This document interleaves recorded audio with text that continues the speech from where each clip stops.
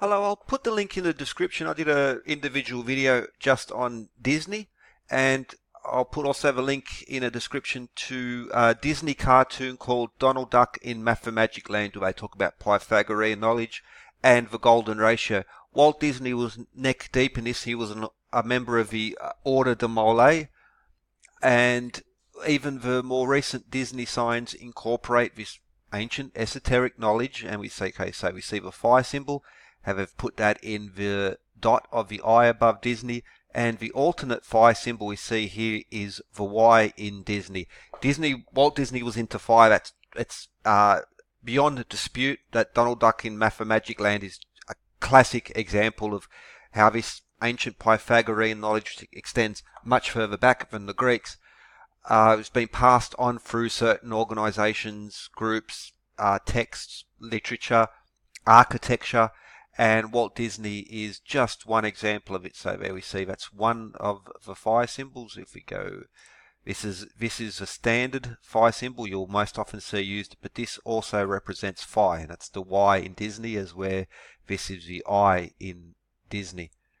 But fire is just a beautiful thing, and so here we see last few uploads have been focusing on fire.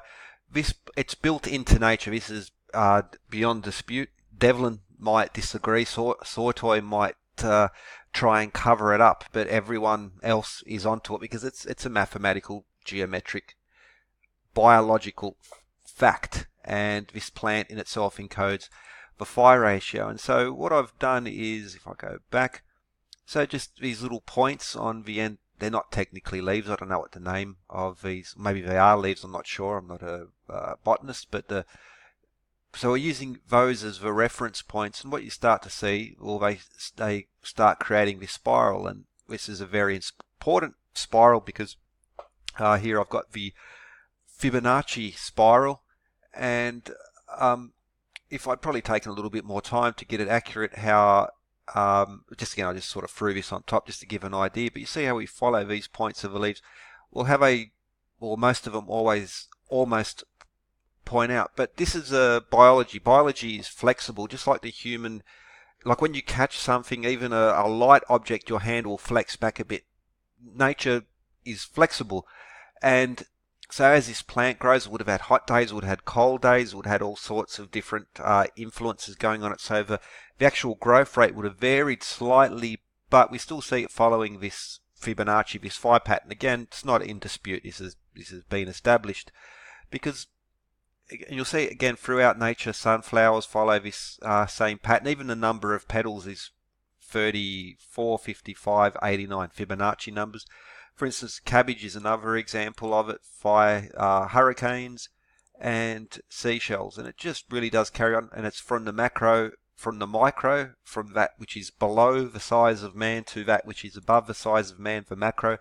And you'll see it in galaxies as well. But this is just another one of the examples of where you'll find Fibonacci phi built into the very structure of nature itself. It's just really is a wonderful thing. It's an inspiring thing. Again, just sadly, it's certain gatekeepers, people who should be encouraging interest in maths and number and geometry, seem to be doing the opposite, and they seem to be pushing this, let's just call it decimalization, where we have a random number and a long string of decimals, and it doesn't mean anything. They really dislike the idea of harmony, the idea of a beautiful simplicity, which is expressed by nature itself. Again, why is it that certain schools and certain movements promote phi very strongly? They understand it, they know it, it's not in dispute. Yet the high priests of the state education system, the official education system, I'm looking at you again, Mr. Devlin, why you go to such efforts to deny this? What is your agenda in regards to these things anyway?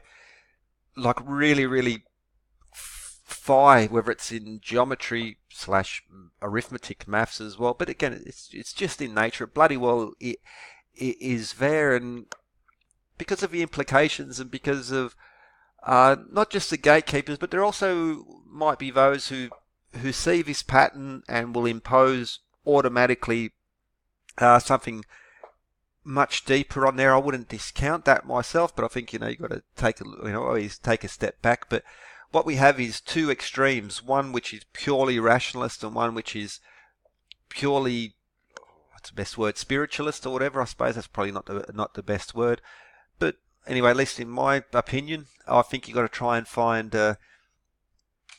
not find the middle road. Compromise is not necessarily the best road to go, but again, these are just measurable, testable, verifiable facts. And it's very interesting that certain people in positions of power and authority, what's his name, that rock star astronomer Cox, is it Brian Cox, I think it is. Yeah, he's, again, there are just certain gatekeepers who get promoted by certain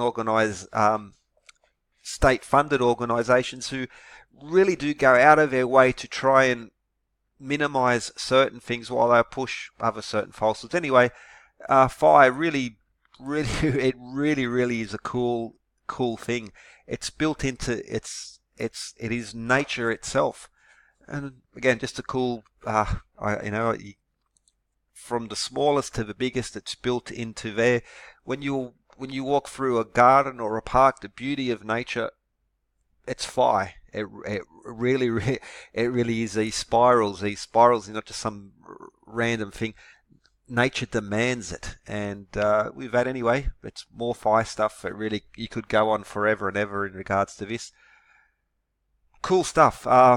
Whether you're into nature, architecture, biology, which of course is nature, Phi is something you really must know, and you'll find that the architects and the artists, sculptors who get the big commissions in the modern times are using Phi.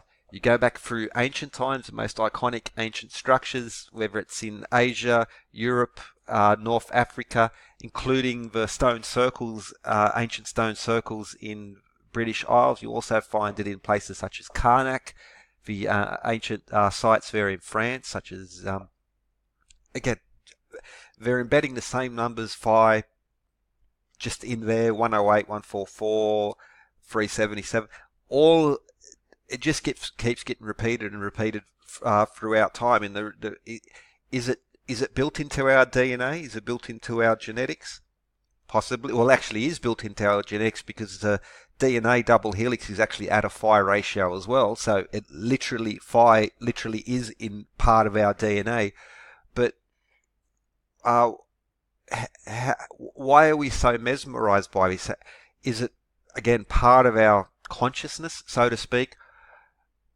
Well, maybe, but undoubtedly there are organizations who understand this, and throughout history they've had to be very careful, because Hypatia, for instance, is the mob will often attack this type of knowledge, and we see the rise and fall of dogma. But nature is constant, and the Phi, Fibonacci, all is number, all is mind, all is consciousness.